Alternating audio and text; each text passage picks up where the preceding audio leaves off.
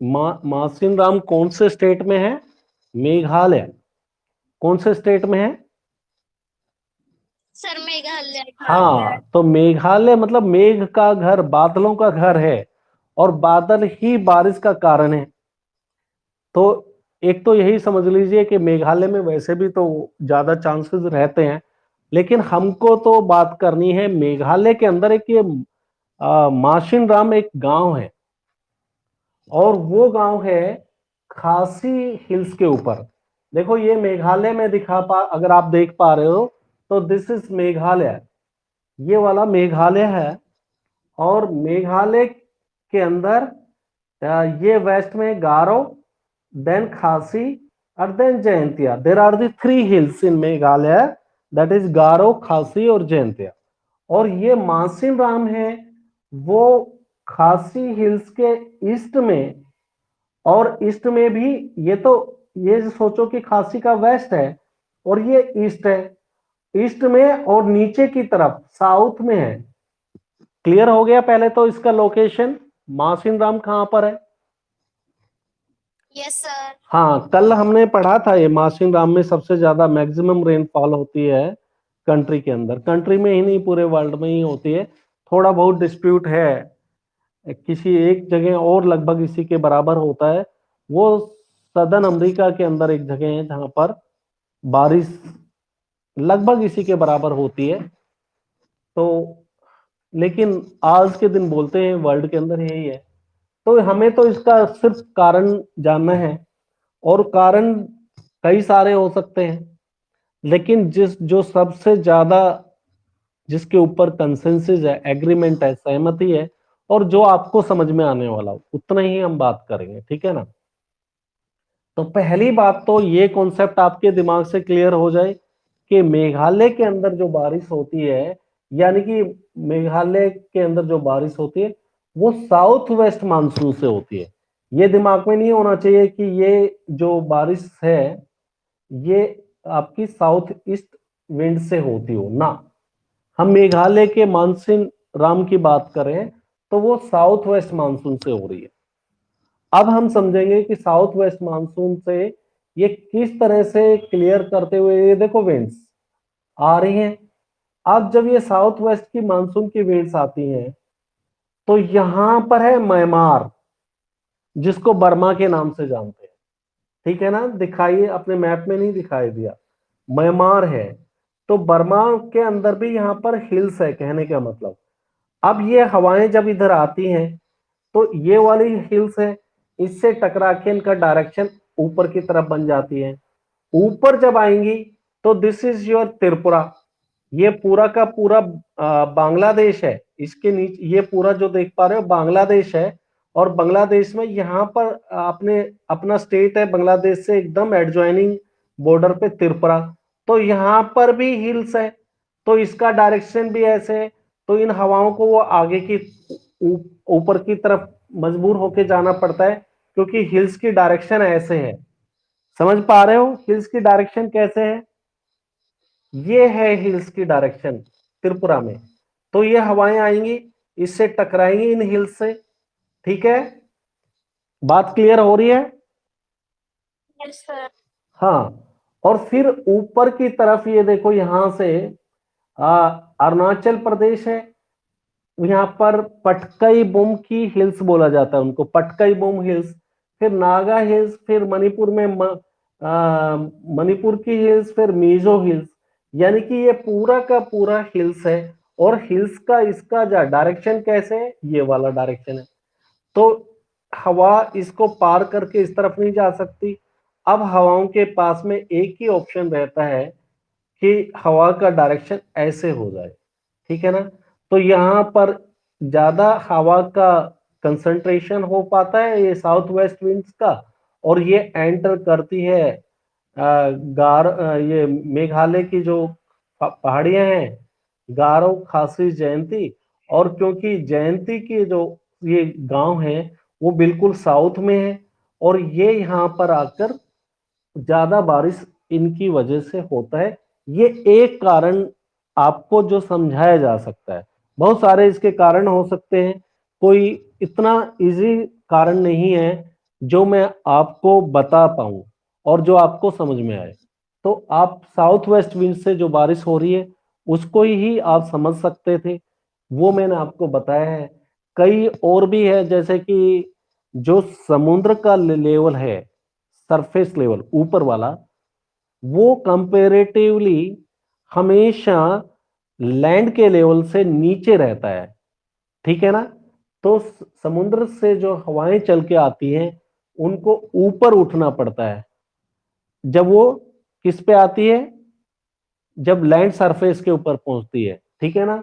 और यहां पर तो इनको और ज्यादा उठना पड़ रहा है, क्योंकि ये तो हिल्स हैं और इनके पास में क्या है, ये मॉइस्चर है। जब ऊपर उठेंगे तो ये मॉइस्चर इनके पास में है और ये इनकी हाइट ज्यादा करनी पड़ रही है, उसको वो बियर नहीं कर पाती है और बारिश कर देती है। ये भी एक कारण बताया गया।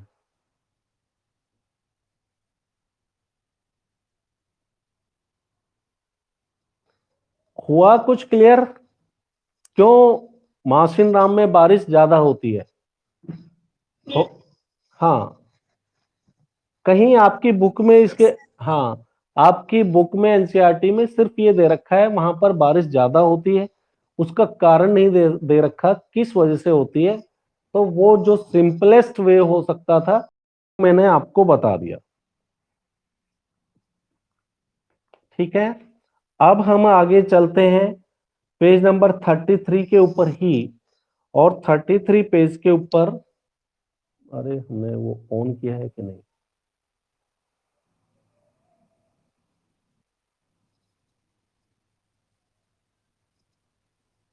ऑन। सेकंड पैराग्राफ है, यहां से एक बार आप देख लीजिए, ये पैराग्राफ पे आप चल रहे थे, ठीक है ना, पेज नंबर 33। सब लोग पहुंच गए 33 पेज नंबर पे?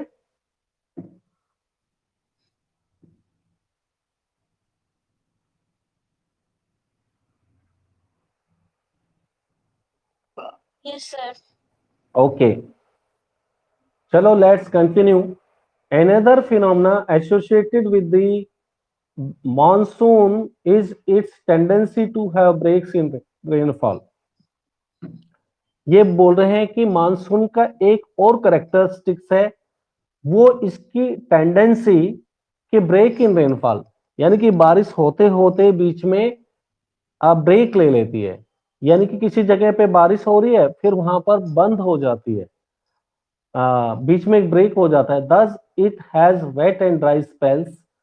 इन other word monsoon rain take place only a few day at a time, यानी कि कहने का मतलब बीच में गैप ले लेती है, कुछ दिन बारिश होती है और फिर उसके बाद ब्रेक ले देती है। They are intersperse with rainless interval, और उसके बीच में बारिश के बगैर एक इंटरवल आता है, यानी कि उस पीरियड में बारिश नहीं होती। तो this break in monsoon are related to the movement of the monsoon trough. ये बोल रहे हैं ये जो ब्रेक होता है मानसून के बीच में जब बारिश मानसून की नहीं होती है, तो this is because of the monsoon trough. तो इसका मतलब हमें मानसून ट्रफ को समझना चाहिए, समझ लेते हैं। तो मानसून ट्रफ ये हो गया बेटा, जब भी आपने सुना था कि लो प्रेशर एरिया होता है, लो प्रेशर एरिया की तरफ से नॉर्दर्न हेमिस्फीयर से भी और सदर्न हेमिस्फीयर से भी हवाएं चलने लगती है, और वो कहां किस तरफ चल रही है, लो प्रेशर एरिया की तरफ। ये बात याद है? जल्दी बोल दिया करो। हाँ, यानी कि दोनों हेमिस्फीयर से, हिंदी में बोले तो उत्तरी ध्रुव से और दक्षिणी ध्रुव से हवाएं चलती है लो प्रेशर एरिया की तरफ। नॉर्मली हमने बोला ज्यादातर लो प्रेशर एरिया इक्वेटर के आसपास रहता है, लेकिन ये लो प्रेशर एरिया भी अप्रेंटली मूवमेंट ऑफ द सन, सन के मूवमेंट की वजह से लो प्रेशर एरिया कोई एक स्टेबल जगह नहीं है, जिसको आप ITC-Z बोलते हो, inter ITC-Z, inter tropic convergence zone. तो ये कोई इसकी एक फिक्स लोकेशन नहीं है कि लो प्रेशर एरिया रहेगा। जहां पर समुद्र की किरणें डायरेक्टली पड़ेंगी अपरेंटली मूवमेंट ऑफ द सन की वजह से, तो लो प्रेशर एरिया भी चेंज होता रहता है। तो हवाएं वहीं पर आएंगी, दक्षिणी ध्रुव से भी और उत्तरी ध्रुव से भी, और वो वहां पर बारिश ज्यादा होगी, यानी कि वो एरिया मानसून ट्रफ कहलाएगा। यानी कि अब बारिश आपके यहां हो रही थी, लेकिन लो प्रेशर एरिया उससे ऊपर चला गया, तो मानसून ट्रफ वहां बन जाएगा। तो आपके यहां पर क्या होगा, ब्रेक आ जाएगा। क्यों आ गया है, बात समझ गए? क्योंकि लो प्रेशर एरिया कहीं और बन चुका है। तो मानसून का ट्रफ, समझो कि कंसंट्रेशन दोनों दक्षिणी ध्रुव और उत्तरी ध्रुव से हवाएं आने वाली मिल रही है उस जगह पर जो लो प्रेशर एरिया है। तो बाकी जगह जहां बारिश हो रही थी वहां पर ब्रेक आ जाएगा। क्लियर हो गया ये बात? Yes, sir. हाँ। तो Yes, these sir. these breaks in monsoon are related to the movement of monsoon trough. For various regions, the trough and its axis keep on moving northward and southwards. ये बता ही दिया इसने कि उसके कई सारे कारण हो सकते हैं। जो ट्रफ है वो मूव करता रहता है नॉर्थवर्ड या फिर साउथवर्ड, वो मैं आपको बता चुका हूं किस तरह से मूव करता है। Which determine the spatial distribution of rainfall. तो यही रेनफॉल के डिस्ट्रीब्यूशन को भी डिटरमाइन करता है कि कहां पर कितनी बारिश होगी। When the axis of monsoon trough lies over the plain, और जब ये मानसून ट्रफ आपके नदन प्लेन्स में होता है, प्लेन का ये मतलब ये हुआ आपके हरियाणा, पंजाब, उत्तर प्रदेश, बिहार के एरिया में rainfall is good in this parts. जब मानसून का ट्रफ जब प्लेन एरिया में होता है, नॉर्दर्न प्लेन्स में होता है, तो रेनफॉल ज्यादा होगी। ये तो ऑब्वियस है, मैंने बता दिया जिस एरिया में लो प्रेशर होगा वहीं पर ही बारिश ज्यादा होगी। ये तो क्लियर कर दिया था ना बेटा? Yes, sir. हाँ। On Yes, the sir. On the other hand, when the axis shift closer to Himalayas, और जब ये एकदम हिमालय के क्लोज में आ जाता है, इसका दूसरा पक्ष बता रहे हैं। जब ये मानसून ट्रफ जैसी चीज हिमालय के क्लोज में शिफ्ट हो जाती है, there are longer dry spells in the plains. अब जब वो मानसून ट्रफ ऊपर चला गया तो आपका जो प्लेन का एरिया है वहां पर जो क्या बोलोगे, इंटरवल, जो बारिश के इंटरवल का पीरियड लंबा हो जाएगा अगर ट्रफ ऊपर की तरफ चला गया। यानी कि जो लो प्रेशर एरिया ऊपर चला गया तो आपके नॉर्दर्न प्लेन्स के अंदर लंबा इंटरवल हो जाएगा बारिश का। ठीक है? तो there are longer dry spells in the plains and widespread rain occur in mountainous catchment area of Himalayan rivers। और फिर क्या होगा, जो हिमालय के कैचमेंट एरिया है जहां से हिमालय से नदियां निकलती है, वहां पर भाई लो प्रेशर एरिया शिफ्ट हो गया, मानसून ट्रफ हिमालय के आसपास में शिफ्ट हो गया, तो बारिश वहां पर हो रही है। ठीक है, बस सिंपल है। जहां पर मानसून ITC-Z बनेगा वहीं पर बारिश ज्यादा होगी। This heavy rains bring in their wake. अब ये क्योंकि मानसून ट्रफ शिफ्ट हो गया है कहां पर, हिमालयन रीजन में, और वो जो हिमालय रीजन में भी वहां पर जहां से हिमालय से नदियां निकलने वाली है, तो उन नदियों में पानी कम होगा या ज्यादा?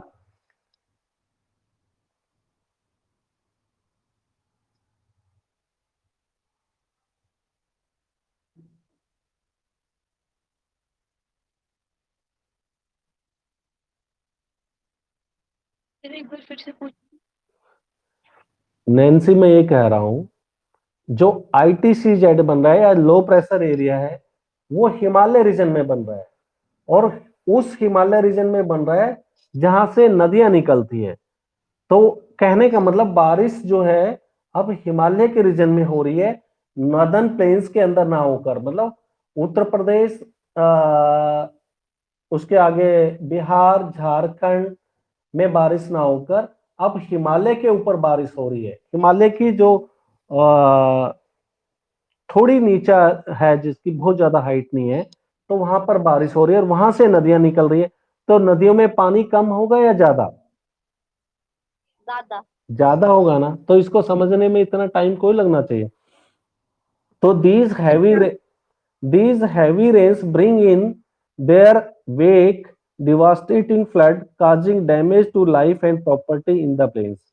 अब क्योंकि हिमालय के रीजन में बारिश ज्यादा हो रही है, तो हिमालय से निकलने वाली जो नदियां हैं, जो गंगा नदी को ज्वाइन करती हैं, मैंने बोला था ना West Bank tributary, right bank tributary और लेफ्ट बैंक ट्रिब्यूटरी के बारे में बताया था आपको कि बहुत सारी नदियां हैं जो गंगा को राइट साइड से ज्वाइन करती हैं, कुछ नदियां हैं जो लेफ्ट साइड से ज्वाइन करती हैं।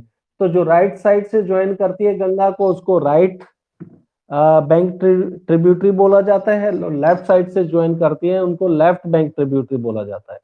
ठीक है ना? तो गंगा को जो राइट साइड से ज्वाइन कर रही है वो सारी की सारी हिमालय से निकलने वाली नदियां हैं, और हिमालय में उस टाइम में बारिश हो रही है। तो उन नदियों के अंदर क्या होगी, बारिश ज्यादा होने से पानी का वॉल्यूम ज्यादा बढ़ेगा और वो नीचे प्लेन एरिया में डिवास्टेटिंग फ्लड लेके आएगी, यानी कि बहुत ज्यादा बर्बादी लेके आएगी। बहुत ज्यादा बारिश का पानी होने से फ्लड की कंडीशन बनेगी। ये बात क्लियर हो गया? Yes sir. तो दैट विल कॉज, क्या होने वाला है उससे, damage to life and property in the plain area. तो ज्यादातर ये जो कोसी नदी है जो बिहार के अंदर आती है, वो नेपाल से आती है हिमालय से होते हुए, तो वो पूरा का पूरा बिहार के अंदर डिवास्टेटिंग फ्लड लेके आती है, क्योंकि वहां पर हिमालय रीजन में बारिश हो रही है और कोसी नदी में बाढ़ आ जाती है, और कोसी नदी का पानी पूरा का पूरा बिहार के अंदर पूरी डैमेज लेके आती है। इसलिए कोसी नदी को सोरो बिहार के नाम से भी जानते हैं, कि बिहार के लिए वो दुख की घड़ी लेके आती है, डिवास्टेटिंग फ्लड लेके आती है, जिससे काफी बर्बादी होती है। ठीक है ना? तो the frequency and intensity of tropical depression to determine the amount and duration of the monsoon rains. This depression forms at the head of the Bay of Bengal and cross over to mainland. The depression follow the axis of monsoon trough of low pressure. The monsoon is known for uncertainties. The alteration of dry and wet spells vary in intensity, frequency, duration. While it causes heavy floods in one part, it may be responsible to the drought in the other. It is often irregular in its arrival and its retreat, hence sometimes disturb the farming schedules of millions of farmers all over the country। Simple way में समझ लेते हैं जो कहना क्या चाहते हैं, उसका कंक्लूजन ये कह रहे हैं कि जो मानसून है ना, कई सारे कारण की वजह से, जिसको हम 9th क्लास में बहुत ज्यादा इसके बारे में बताया नहीं गया आपके क्लाइमेट चैप्टर में, अनसर्टेन है कि मानसून कभी निश्चित ही नहीं है कि ये एडवांसिंग मानसून आएगा ही इसी पीरियड में आएगा। नॉर्मली ज्यादातर का टाइम फिक्स है कि 1 जून को केरल में आएगा, फिर उसके बाद में 29 जून को दिल्ली के आसपास में आएगा। ये पूरा लगभग लगभग इसी पे चलता है। लेकिन कभी कभी 3-4 साल के इंटरवल के बाद में मानसून में अनसर्टेनिटी देखने को मिलती है, यानी कि मानसून जिस पीरियड में आना चाहिए नहीं आता, या कभी कभी ऐसा होता है बिल्कुल मानसून की बारिश ही नहीं होती। ठीक है ना? तो मानसून सर्टेन नहीं है, और इससे मानसून के सर्टेन नहीं होने से उस पीरियड में जो खेती हम कर रहे होते हैं वो मानसून के ऊपर डिपेंड होती है। तो अगर मानसून डिलेड आई तो आपके यहाँ पर खेती भी डिलेड हो जाएगी, क्योंकि आपकी फार्मिंग उस टाइम की मानसून की बारिश के ऊपर डिपेंड है, और मानसून की बारिश डिलेड हो गई तो आपकी खेती भी डिले होगी पक्का। ठीक है, तो यही बताना चाह रहा है कि मानसून सर्टेन नहीं है, कभी कभी ऐसा होता है, 4-5 साल के पीरियड के बाद में ऐसा आता है, वो अनसर्टेनिटी बनती है। ठीक है, ये बात समझ में आ गया? Yes sir. हम्म, सर चलो। तो आपने इतना ज्यादा एक्सपीरियंस नहीं किया होगा, कभी कभी बोलते हैं ना कि इस बार तो सूखा पड़ गया। सूखा पड़ने का मतलब, आइडियली उस पीरियड में बारिश होनी चाहिए थी, बारिश हुई नहीं, तो हमारी बहुत सारी चीजें, आपकी वाटर टेबल है वो नीचे चली जाती है, पानी का लेवल है धरती के अंदर वो नीचे चला जाता है, और उसकी वजह से जो तालाब है, जो नदियों में पानी है वो नहीं होता है। तो नदी के किनारे जितने भी सिटी हैं उनको पीने के पानी की प्रॉब्लम्स आ जाती हैं, जो नदी के पानी को ही फिल्टर करके पीते हैं। ठीक है, तो मानसून का ये अनसर्टेनिटी कई तरह से आपके एग्रीकल्चर के प्रोडक्शन के ऊपर इफेक्ट डालती है, वाटर टेबल के ऊपर डालती है, भूखमरी आ जाती है, ड्राउट की कंडीशन से बहुत सारे इसके कई सारे जो है नेगेटिव इम्पैक्ट पड़ते हैं। अब आगे थोड़ा ले लें, हल्का सा, ज्यादा तो नहीं ले पाएंगे।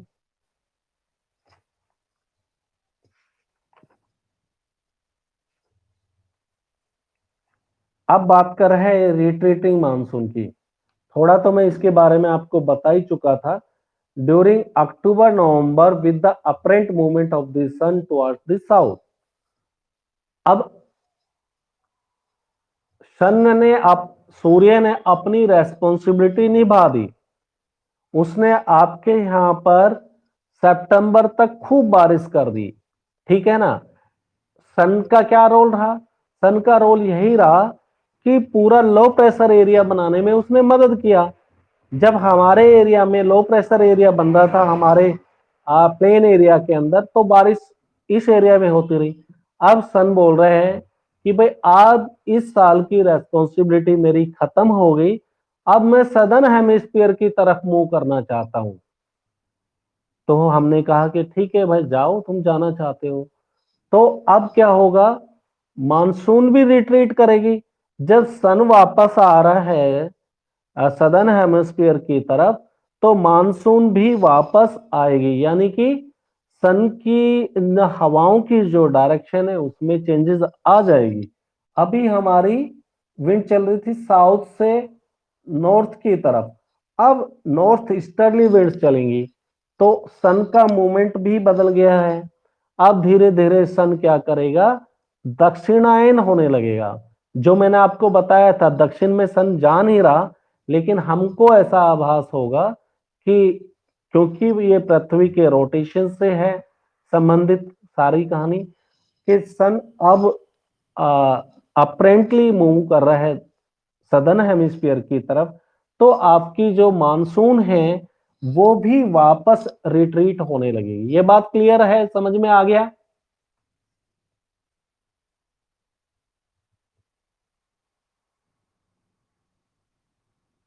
बोलो जल्दी से। Yes sir. तो जाने दें, अभी मानसून को जाने दें, सन को जाने दें, आगे की तरफ अलाउ करें।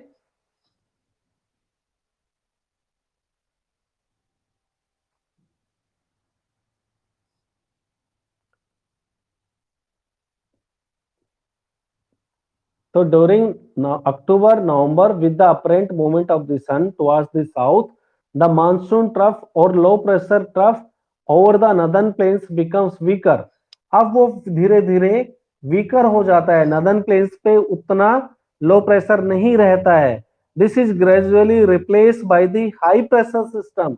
अब यहाँ पे हाई प्रेशर सिस्टम बनना शुरू हो जाता है। ये बात कर रहे हैं हम अक्टूबर नवंबर नवंबर के अंदर।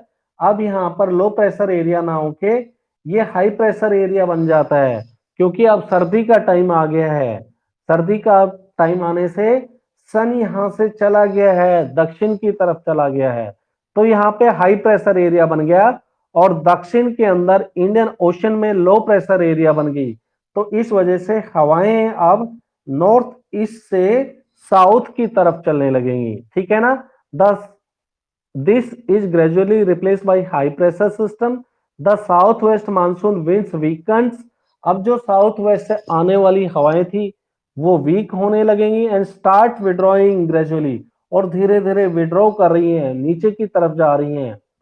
By the beginning of October the monsoon withdraw from the northern plains, और अक्टूबर के शुरुआत होते होते पूरे नदर्न प्लेन से, क्योंकि ये साउथ वेस्ट मानसून वीक हो चुकी हैं, यहां से बारिश रिट्रीट होने लगती है। The month of October November form a period of transition from hot rainy season two dry winter season conditions. अब अक्टूबर नवंबर का पीरियड एक अक्टूबर नवंबर का पीरियड है, वो ट्रांजिशन पीरियड होता है।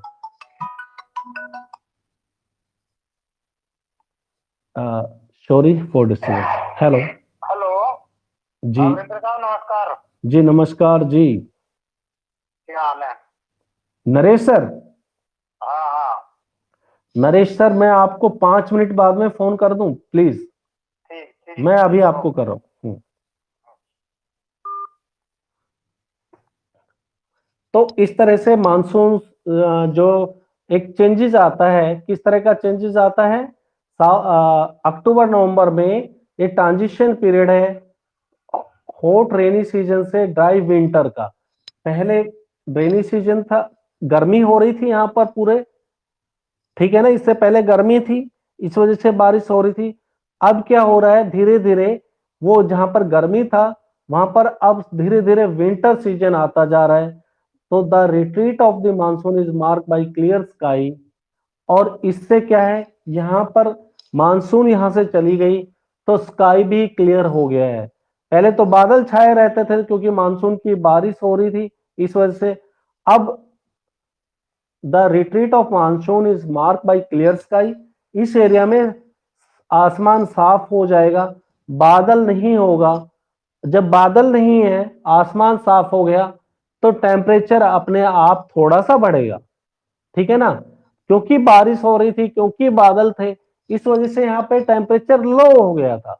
लेकिन क्योंकि अब बादल क्लियर होते जा रहा है स्काई, तो स्काई के क्लियर होने से जितनी भी रेस हैं, ये ठीक है कि साउथ की तरफ मूवमेंट हो रहा है सन का, लेकिन फिर भी जो पड़ रही है वो रेस सीधी आ रही है बादल नहीं होने की वजह से, तो टेम्परेचर बढ़ेगा। Retreat of monsoon is mark by the clear sky and rise in the temperature while that day temperatures are high. अब आप देखोगे अक्टूबर नवंबर में दिन का टेम्परेचर तो हाई होगा, ठीक है, nights are cool and pleasant, लेकिन रात में बड़ा आनंद आने वाला है। अक्टूबर नवंबर में रात में इतनी ज्यादा रात में इतनी ज्यादा गर्मी नहीं होगी, वो टेम्परेचर कम हो जाता है। मैं बात कर रहा हूं अक्टूबर नवंबर के अंदर। तो nights are cool and pleasant, the land is still moist, और लैंड अभी भी मॉइस्चर है लैंड में, क्योंकि तो बारिश हुई है। Owing to the condition of high temperature and humidity, अब क्या है, टेम्परेचर तो हाई है लेकिन लैंड अभी भी गीली है, मॉइस्चर है, क्योंकि बारिश हुई थी। तो इस वजह से owing to the condition of high temperature and humidity the weather becomes rather oppressive during the day. अब दिन में वेदर ऑप्रेसिव बन जाता है, जिसको कि आप यानी कि अक्टूबर में भी गर्मी होगी, और वो अक्टूबर की जो गर्मी होती है वो दिन में, जिसको हम बोलते हैं ना, नॉर्मल भाषा में बोलते हैं, इतना अच्छा शब्द नहीं है मैं नहीं बोलूंगा उसको, वो भी हीट, हमको अक्टूबर की हीट भी टॉलरेट नहीं हो पाती है, ठीक है ना। अक्टूबर की हीट को भी हम टॉलरेट नहीं कर पा रहे हैं। तो Yes, sir. in the second half of the October, the mercury begins to fall rapidly in northern India. अक्टूबर के सेकेंड हाफ यानी कि 15 तारीख के बाद में अब mercury begins to fall rapidly, अब वो गिरने लगता है, मतलब पारा गिरने लगता है, यानी कि टेम्परेचर नीचे आने लगता है अक्टूबर में भारत के नॉर्थ में अक्टूबर में जाके टेम्परेचर नीचे आने लगता है 15 अक्टूबर के बाद में। ठीक है, so the low pressure conditions over northwestern India get transferred to the Bay of Bengal by early November। और नवंबर में आते आते जो लो प्रेशर एरिया आपके यहां पर बन रहा था नॉर्थ वेस्टर्न पार्ट में, अब बे ऑफ बंगाल में बनने लगेगा। ठीक है ना, सूर्य क्या कर रहा है, मूव कर रहा है, सूर्य मूव करके अभी पहुंच गया है यहां पर, तो बे ऑफ बंगाल में लो प्रेशर एरिया बन रहा है अब। ठीक है ना, get transfer to Bay of Bengal by early November में होते हुए। This shift is associated with the occurrence of cyclonic depressions. अब बे ऑफ बंगाल में साइक्लोन आना शुरू होता है क्योंकि लो प्रेशर एरिया यहां पर बन रहा है। लो प्रेशर का मतलब क्या हो रहा है, पूरे दोनों हेमिस्फीयर से हवाएं चल रही हैं और वो हवाएं यहां पर आके आईटीसी जेट बन रही है, यहां पर टकरा रही है और ऊपर की तरफ उठ रही हैं। तो क्या होगा, हवाएं पानी के अंदर चक्रवात साइक्लोन बनाएंगी, ऐसे घूमने लगेगा पानी। ठीक है ना, और ऊपर की तरफ उठेंगी हवाएं। तो this shift is associated with the occurrence of cyclonic depression which originate over the Andaman Sea, जो कहां पे ओरिजिनेट हो रही है, अंडमान सी से हो रही है। The cyclone generally cross the eastern coast of India, और ये ईस्टर्न कोस्ट को क्रॉस करती हैं। ये जो अंडमान का क्षेत्र है, ये वाला क्षेत्र, यहां से ये ईस्टर्न कोस्ट की तरफ चली जाती है। ठीक है ना, coast of India, eastern coast का मतलब हो गया आपका ये उड़ीसा आंध्र प्रदेश का एरिया। ठीक है ना, उड़ीसा आंध्र प्रदेश के एरिया में ईस्टर्न कोस्ट को जाती है और cause heavy and widespread rain, और ये हैवी और वाइड स्प्रेड रेन करती है। दिस टाइप, अब समझ रहे हो यहाँ पर जो आंध्र प्रदेश और उड़ीसा में कौन सी बारिश हो रही है, कब हो रही है, नवंबर में बारिश हो रही है। और ये किस वजह से हो रही है, जो लो प्रेशर एरिया अब यहाँ पर बे ऑफ बंगाल में बन रहा है, और बे ऑफ बंगाल में बनने से लो प्रेशर एरिया ये हवाएं जो साइक्लोन बनाती है, और ये साइक्लोनिक डिप्रेशन है वो मूव करता है कोस्टल एरिया की तरफ, आपके उड़ीसा आंध्र प्रदेश की तरफ, और यहाँ कोस्टल एरिया में बारिश होती है। This tropical cyclones are often very destructive, और ये कई बार बहुत सारी बर्बादी लेके आते हैं। तो the thickly populated deltas of Godavari, Krishna and the Kaveri are frequently struck by the cyclones. अब ये गोदावरी का जो डेल्टा है, कृष्णा का जो डेल्टा है, जो नदियां, ठीक है ना, कृष्णा गोदावरी और कावेरी का जो डेल्टा है, डेल्टा मतलब माउथ, माउथ मतलब जहां पर ये समुद्र में आकर कई सारी ब्रांचेस बन जाती हैं और ये बे ऑफ बंगाल में आके मिलती है। कौन सी, कृष्णा कावेरी गोदावरी नदियां जिस एरिया में आके, कोस्टल में आके जहां पर बे ऑफ बंगाल में मिलती है, तो इनकी कई सारी ब्रांचेस बन जाती हैं और इसको हम डेल्टा बोलते हैं। ठीक है ना, तो ये cause great damage to life and property, यहां पर भी काफी डैमेज होता है लाइफ एंड प्रॉपर्टी को। Basically arrives at the coast of Orissa, West Bengal और बांग्लादेश। ये बांग्लादेश है, ये आपका वेस्ट बंगाल है, ये उड़ीसा है, ये पूरे इस क्षेत्र के अंदर डिस्ट्रक्शन लेके आती है। The bulk of rainfall of Coromandel coast is derive from the depression and cyclone. और फिर उसके बाद में ये पूरा का पूरा नीचे का जो एरिया तमिलनाडु के और आंध्र प्रदेश का, इसको कोरोमंडल कोस्ट कहते हैं। तो यहां पर भी इससे साइक्लोन बनते हैं और इससे बारिश होती है। तो अब हम पूरा का पूरा advance monsoon, retreating monsoon complete कर चुके हैं। इसके बाद में हम डिस्ट्रीब्यूशन ऑफ रेनफॉल को देखेंगे कल। ठीक है, Yes, sir. Yes, sir. चलो ठीक है, अभी आप लीव कर सकते हो क्लास को।